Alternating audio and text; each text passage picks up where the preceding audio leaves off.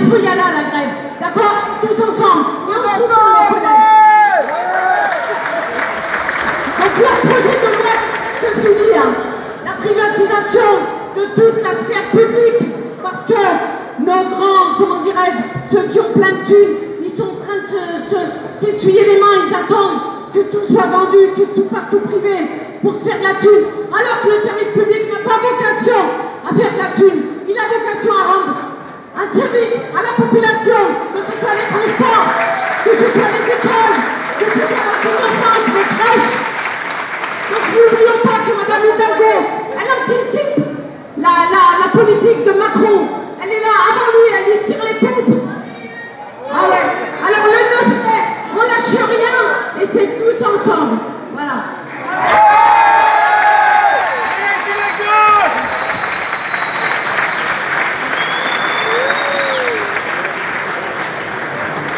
Bonjour, Emmanuel Sud. Je suis tout à fait d'accord avec mes camarades, pas de souci. Ce qu'on pourra remarquer, nous, c'est que la lutte, elle est locale. Donc il faut qu'on ait une force locale. Donc, on parle du 9 mai, c'est très bien, on sera tous dans la rue, il n'y a pas de souci. Maintenant, la grève reconductible, on peut y croire, ça peut venir, mais surtout, il nous faut une force locale. Donc, ça veut dire des événements qui sont assez effroyables, qui sont localisés. La DPSP aussi, mais les établissements publics, ils se battent avec des clics qui sont des tout petits groupes qui font un peu ce qu'ils veulent. Bref, ce n'est que la goutte qui fait déborder le vase, et on doit avoir une force locale. Donc moi je propose des actions locales à discuter avec la salle. Merci. Je suis en premier lieu donc, solidaire et je ferai tout pour être présent le jour où il y aura une action pour nos collègues. Donc je représente Moussa. Pour information, à la voirie, nous avons donc la direction de la voirie, elle a déjà commencé à externaliser donc, la maîtrise d'œuvre. Actuellement, donc, nous sommes maîtres d'ouvrage dans les travaux. Ils ont pris des boîtes extérieures pour suivre les travaux, c'est-à-dire ils vont prendre des conducteurs de travaux qui vont suivre les travaux et nous, on sera là juste pour payer ces personnes. Voilà. Donc, nous avons fait une mobilisation à la voirie.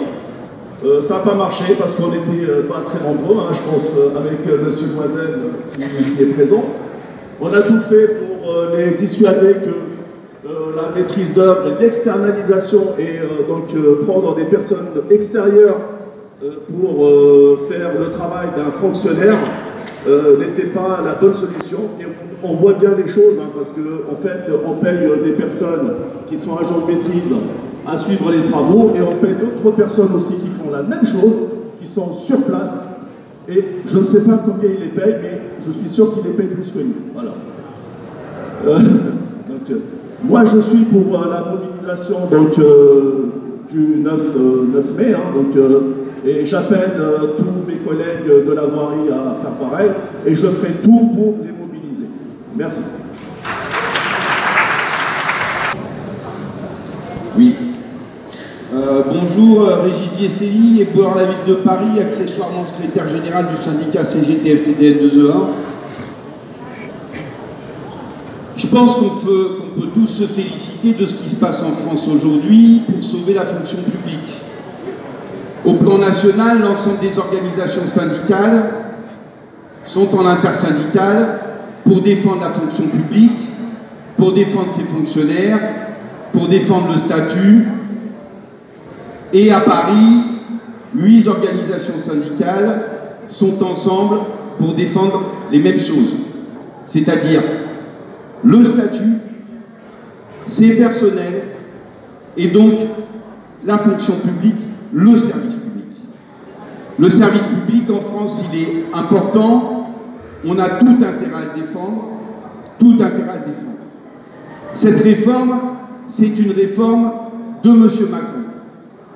Mais cette réforme, elle ne vient pas simplement de M. Macron, elle vient des gouvernements précédents. Sarkozy, Hollande, Macron aujourd'hui. Macron, il finit, c'est un rouleau compresseur, il finit ce que ses prédécesseurs ont mis en place.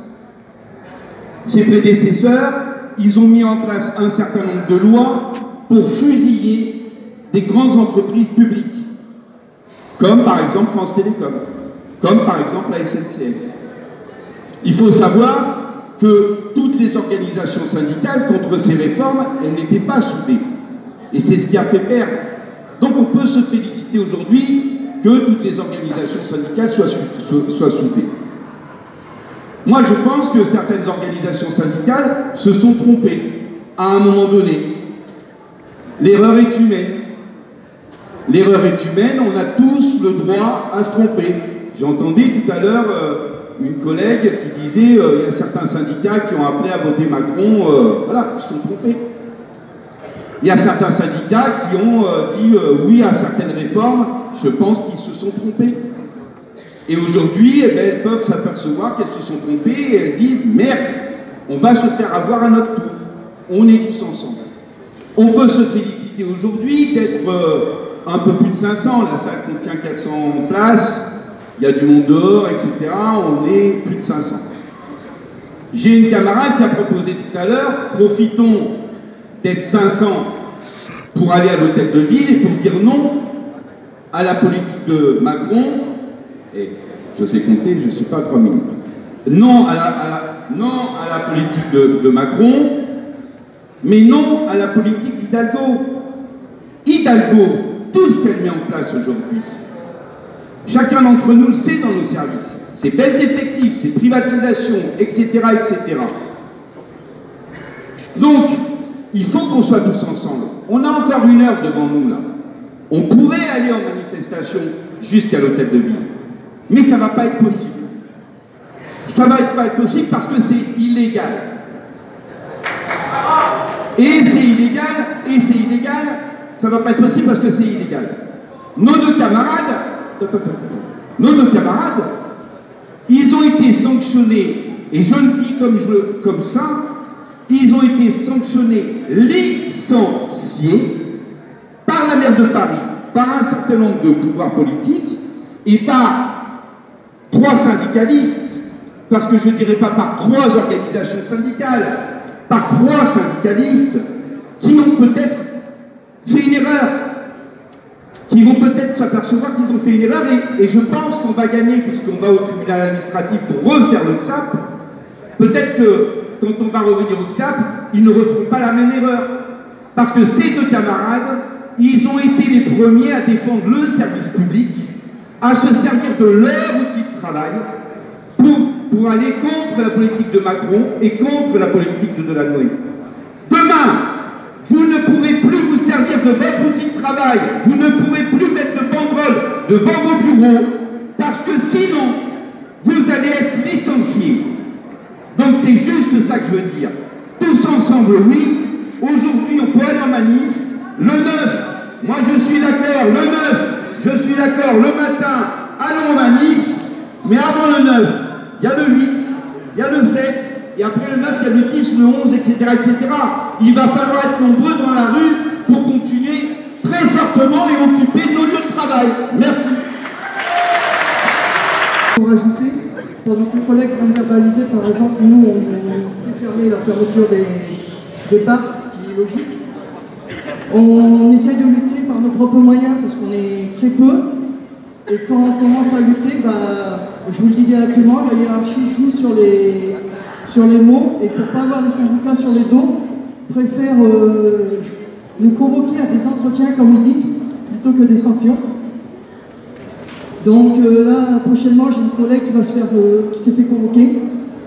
Et nous, quand on essaye d'insister également pour dire qu'on a des droits et qu'on parle un peu de motiver les personnes, on s'expose également à des sanctions. Donc moi, ma question est quand même là.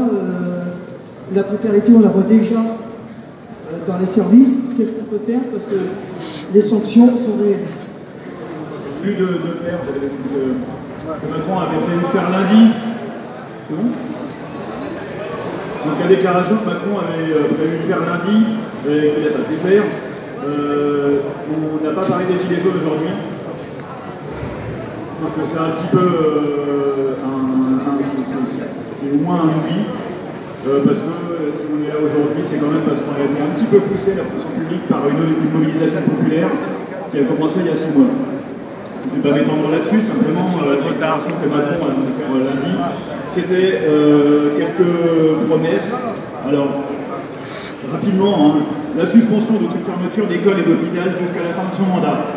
On ne revient pas sur les autres fermetures qui ont eu lieu avant et sur celles qui ont encore lieu, qui sont en cours aujourd'hui. Absolument rien non plus sur les fermetures des organismes de solidarité, des services de la jeunesse, etc. L'indexation des retraites jusqu'à 2 000 € sur l'inflation pour une certaine partie d'entre nous, la baisse des impôts sur le revenu, et en particulier pour certaines classes sociales, et on sait que la baisse des revenus, que la baisse des impôts s'accompagnera de baisse de dépenses publiques. Un référendum d'initiative citoyenne en version locale, et la suppression de l'ENA, de l'école nationale de l'administration. Il s'agit de choses qui sont assez symboliques. Par ailleurs, il ne répond en rien à la crise sociale qui a été soulignée, en rien aux revendications de justice sociale, en rien à la violence de l'État, au racisme qui est de mise dans pas mal de coins de France. En rien, il n'y a aucune garantie sur l'écologie non plus, sur le développement durable. Et en fait, les principales revendications qui ont mené les Gilets jaunes à se battre et qui a eu une convergence des luttes après, la réponse, elle n'est pas du tout à la hauteur. Donc voilà, on parle du 9 mai, on parle d'avant et après, j'espère. Et par ailleurs, dans le cadre de l'Assemblée générale, moi je ne vais pas m'exprimer sur la DAC et notamment sur les bibliothèques parce que je ne suis pas là à ce titre aujourd'hui, mais on invite toutes les personnes ici à témoigner justement aussi sur ce qui se passe dans leur service, parce qu'en général, c'est le reflet justement des politiques du gouvernement et de la ville de Paris. Donc venez vous exprimer, n'hésitez pas. Merci. Bonjour, chers collègues. Moi je suis Benjamin Gluckstein, je suis secrétaire général du syndicat CGT des cadres et techniciens de la ville de Paris. J'ai été mandaté par mon syndicat pour prendre la parole aujourd'hui. On s'est réunis mardi en commission exécutive. Bon, j'ai entendu ce qu'ont dit les différents représentants avant moi, c'est très intéressant sur le projet de loi. Je crois qu'on est tous ici effectivement pour combattre ce projet de loi qui vise à faciliter les licenciements, qui vise à casser notre statut, qui vise à préparer, à favoriser la précarité. Je crois que tous les camarades avant moi l'ont dit. Et je partage cette préoccupation de chercher l'unité pour combattre, parce que la précarité, les licenciements de fonctionnaires, c'est inacceptable. Et ça, je crois qu'on partage tous ici. Mais qu'est-ce que c'est que la précarité? Moi, camarade, quand il y a des militants syndicaux de la ville de Paris qui se font licencier, qui sont condamnés à une retraite de 700 €, est-ce que c'est pas ça la précarité?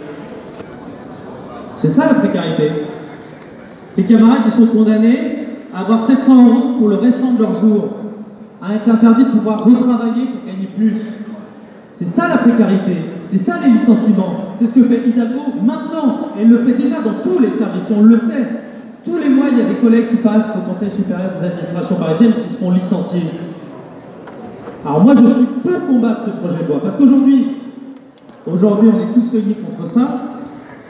Moi, je suis pour combattre ce projet de loi, mais je sais aussi qu'aujourd'hui, c'est Christian et Jean-Jacques qui sont licenciés, mais demain, ça peut être n'importe qui, n'importe quel militant de Force ouvrière, de Sud, de la CFTC, de la CFDT, tous ceux qui vont combattre ces projets de loi. La question qui est posée, c'est si on accepte que Christian et Jean-Jacques soient licenciés aujourd'hui, alors on accepte que finalement, le gouvernement est plus loin demain, et qui se donne les moyens de licencier n'importe quel fonctionnaire quand il veut, de diminuer les rémunérations quand il veut. C'est ça la question qui est posée à mon avis. Si on est réunis ici aujourd'hui pour combattre ce projet de loi, alors on a une responsabilité à prendre. Moi je demande à ce que l'Assemblée générale aujourd'hui, elle prenne position.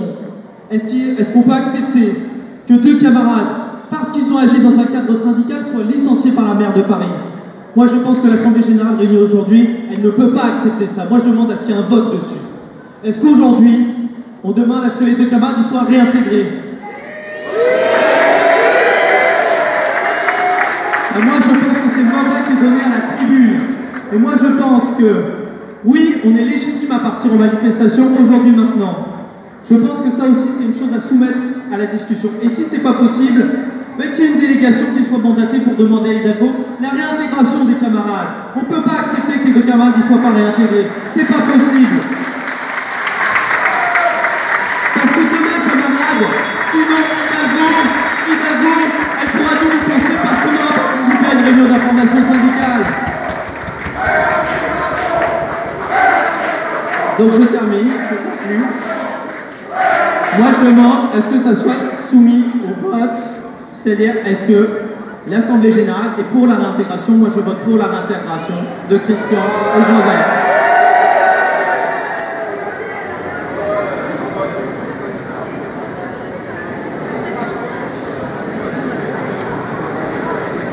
Oui, moi je vais intervenir un petit peu, je voudrais intervenir sur deux questions. La première, c'est tout simplement la mobilisation du 9. Je veux dire, je partage très largement, j'aimerais partager licencié. C'est le représentant de notre organisme. Moi, je propose la chose suivante. Parce que je propose la chose suivante, tout simplement, c'est que les organisations syndicales qui ont voté contre au moment du Conseil supérieur des administrations parisiennes se réunissent ensemble et demandent à rencontrer Anne Hidalgo sur cette question. À partir de ça, on aura déjà des moyens d'action. Et que cette question-là, parce que c'est un peu ça qui apparaît dans l'AG, ne soit pas un préalable à l'action commune pour le 9 mai. Parce que sans ça, c'est très bien pour le 9 mai. Si on passe notre temps à dire voilà, c'est la faute à la CFDT, c'est la faute à l'UCP, c'est la faute à la CFTC, on s'abat nos positions, nos possibilités d'action syndicale. Si on passe notre temps, je vais donner un truc très simple. On a Anne Hidalgo au quotidien contre nous dans les administrations parisiennes. Si on dit on ne veut rien faire avec le Parti Socialiste dans la rue contre tel ou tel point, et qu'on s'aborde les possibilités d'action des salariés et de tous ceux qui habitent ce pays contre le gouvernement. C'est la première fois que je viens à une assemblée générale comme ça, et je vous l'avoue, un petit peu déçu. La première partie était intéressante parce qu'on avait réellement des informations. On nous proposait de préparer quelque chose de manière globale contre une attaque sur nos statuts. Et c'est parti sur des sujets qui sont particuliers et surtout on n'a pas avancé sur ce qu'on nous demandait. Qu'est-ce qu'on peut faire pour essayer de bloquer cette loi? C'est dommage. Beaucoup sont partis. Je suis Thierry Ranger de la DCPA, vice-président de la CFTC. Et là, je voudrais prendre la parole parce que je pense que si on est ici tous réunis, déjà c'est une grande chose parce que, je dis c'est déjà une grande chose d'avoir tous les syndicats réunis, c'est tellement rare. Par contre, je pense qu'il y a beaucoup de gens qui sont partis parce qu'en effet, on a parlé de choses et d'autres, des choses qui se sont passées, soi-disant lundi. Moi-même, je n'étais pas au courant du vote de ce qui avait été fait que ce matin. Donc je voudrais juste dire une chose, c'est que les syndicats qui ont voté contre ces personnes-là, pour X raisons que je ne connais pas spécialement, parce que le dossier, je ne l'ai pas, moi, personnellement, fait et vu. Donc, moi, ce que je voudrais dire, c'est qu'il n'y a rien qui m'étonne aujourd'hui au niveau des syndicats si en France, il y a 8% de syndiqués. Parce que quand on voit ça, et qu'on se dit qu'on est là pour une chose, et qu'on parle d'autre chose, et que les syndicats, là je le dis haut et fort, rattrapent quelque chose parce qu'il y a du monde, là je trouve ça lamentable. Moi ce que je voudrais, c'est qu'on soit unis, tous unis sur une chose. On est venus ici pour une chose, le statut de la fonction publique. C'est que ça, pour moi, qui m'intéresse, et c'est pour ça que je suis resté jusque-là. Mais pour le reste, je pense faire pour avoir 100% de syndiqués partout. Parce que ça soit n'importe quel syndicat, tout le monde mérite le respect. C'est tout ce que je voulais dire. Peut-être, on ne sait pas, le futur maire qui sera élu en 2020, parce que ça va durer jusque-là, si ça passe, si la loi passe. Donc je pense qu'il faut que, sur cette problématique du 9 mai, au moins on se mette d'accord. Dans les services, aller informer les camarades, faire en sorte que le 9 mai, Paris soit une ville morte, qu'on mette la ville de Paris à l'arrêt le 9 mai. Et pour cela, moi je propose qu'il y ait un rassemblement préalable sur la place de l'hôtel de ville, avec tous les personnels parisiens. Voilà, c'est dans ce sens-là que j'aimerais intervenir, qu'on fasse quelque chose de fort. Aujourd'hui, on a prouvé, malgré nos différences, et je dis bien malgré nos différences, parce que les différences, elles existent, elles sont là, et elles ne vont pas partir demain, malgré nos différentes façons de penser, qu'on pouvait se réunir sur un objectif, au moins que cet objectif-là, on le concrétise le 9 mai. C'est ce qui nous attend tous, à mon avis.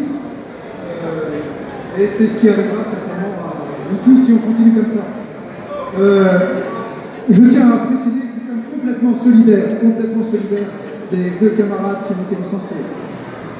Il est hors de question qu'on laisse faire des choses comme ça. Et nous sommes complètement solidaires de nos deux camarades licenciés, des camarades de la CGT. Voilà, et ça je tenais à le préciser. Nous allons rester un syndicat de lutte. Ce qui se passe actuellement à Paris Musée, c'est une véritable catastrophe pour ceux qui connaissent. C'est une privatisation larvée avec des conditions de travail pitoyables, pour le moins pitoyables. Des répercussions sur la santé des agents, sur la santé psychologique, physique. Une démarche mercantile où on cherche à faire du bénéfice par le biais de la location des salles, dans l'événementiel, dans la vente de produits dérivés ou de petites merdes polluantes. Ça, il faut bien savoir ce qui se passe à la ville de Paris. Maintenant, pour ce qui est des luttes, bien évidemment, nous allons lutter. Pour ce qui est notre organisation syndicale, nous luttons. Nous ne lâcherons rien. Nous ne serons pas un syndicat de compromis, de discussions débiles qui ne mènent à rien, puisque nous avons 1000 réunions avec les directions et nous nous rendons compte, et moi je vous le dis, que ça ne mène à rien. Les discussions ne mènent à rien. Seule l'action mène à quelque chose. Ça, c'est ce que nous voyons.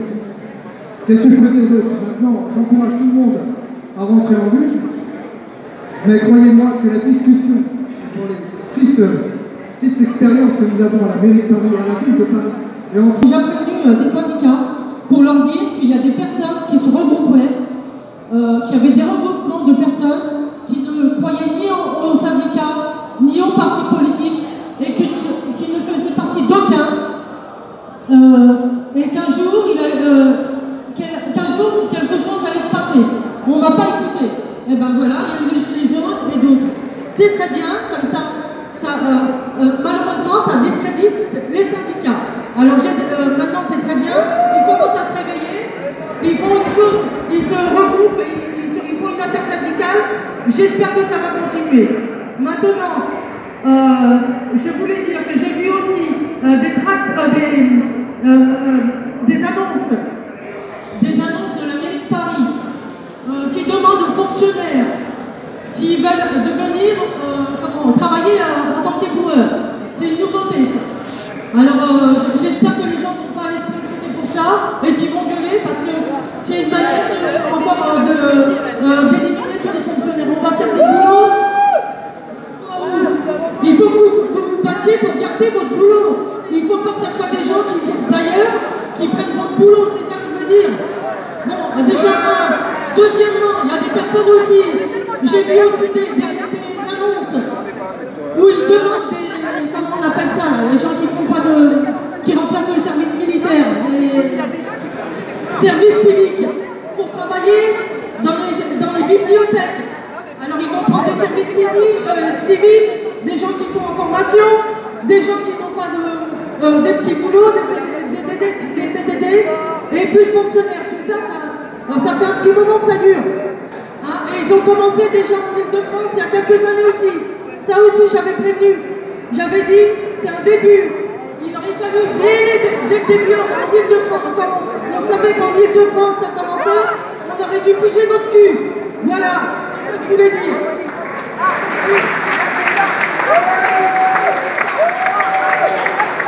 PSP, UNSA. Voilà, tout à l'heure, en fait, l'Assemblée intersyndicale nous a présenté pas mal de problématiques qui vont arriver concernant, vous savez, le volume horaire de 1607 heures. Il faut savoir que, comme l'ont dit tout à l'heure les collègues, nous aujourd'hui nous avons 33 jours. Il faut faire court puisque déjà ça a été dit tout à l'heure. Donc le risque il est effectivement de perdre minimum 8 jours. Mais hier en fait on a eu quelques informations tirées des médias, là, différents médias. C'est que quelque part, ils veulent, Macron aurait fait savoir qu'il souhaite augmenter le volume horaire. Le temps de travail pour être précis. Qu'est-ce que ça veut dire derrière tout ça? Repousser l'âge de la retraite, on peut le supposer, on peut le penser, ou quelque part, nous réduire une nouvelle fois le volume horaire. Le chiffre cible, il est de 1607 heures hors pénibilité. Je peux vous le dire, je faisais partie du OXAP, au niveau de l'UNSA, on avait fait ensuite en intersyndical, quelque part, de négocier la pénibilité. Ce qui veut dire aujourd'hui, c'est que quelque part, ils reviennent sur le volume horaire. Automatiquement, pour tout le monde, il y aura une perte de RTT. Ça, c'était extrêmement important. Ils ont commencé à en parler. Donc, soyons hyper vigilants, parce que demain, ce ne sont pas 8 jours que l'on peut perdre, mais beaucoup plus. À travers ça, ils veulent aussi revenir, il est possible, sur certains jours fériés qui ont été acquis à travers des luttes et qui sont extrêmement importantes. Ce genre de choses, il ne faut pas le laisser faire. Je vais prendre, en aparté, je vais vous parler un petit peu, moi, je suis à la DPSP. Aujourd'hui, c'est notre service. Ça fait 9 ans qu'il est en réforme, 9 ans. Aujourd'hui, la maire de Paris veut se servir de nous à travers une campagne de communication, à travers la PMP, police municipale parisienne. Tout ça, c'est un but électoraliste. Nous ne sommes pas les porte-drapeaux de qui que ce soit ici. À partir du moment où elle voudra créer un service de police municipale de Paris, et ça je le demande à tous les collègues qui sont en face de nous, il va falloir que l'on y mette les moyens, c'est-à-dire prendre certaines choses, et je le redis, à travers la bonification qui est extrêmement importante. Vous le connaissez tous, c'est-à-dire voilà, gagner 20 trimestres. Ça, dans les détails, on rentrera, je ne suis pas là pour mobiliser la parole pour la DPSP. Mes chers collègues, soyez super vigilants, parce qu'ils vont attaquer de partout, les retraites, etc. Donc, ce qui voudra dire qu'aujourd'hui, pour pouvoir bénéficier de la retraite que vous avez, si vous partez à 62 ans, il faudra travailler plus, mais sans bonus. Merci, bon courage, soyez là.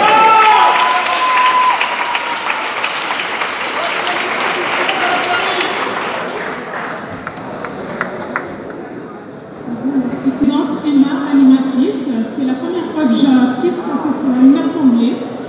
Je suis plus ou moins syndiquée de cœur, je dirais. Et quand je vous regarde tous là, je me rends compte que vous êtes nombreux et je suis seule.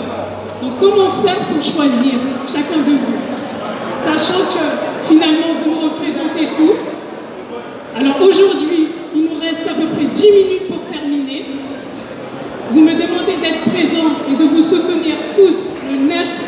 J'aimerais savoir comment faire pour que vous vous regroupiez en un et que vous me fassiez parvenir un tract. Je pense que c'est... Moi, juste, je trouve très bien l'intervention qu'il y a eu juste avant parce que c'est peut-être différemment un petit peu ce que je voudrais dire. C'est-à-dire que, on va devoir se battre contre la contre-réforme, moi j'appelle une contre-réforme de la fonction publique, qui vise à détruire la fonction publique. C'est l'objet de la réunion.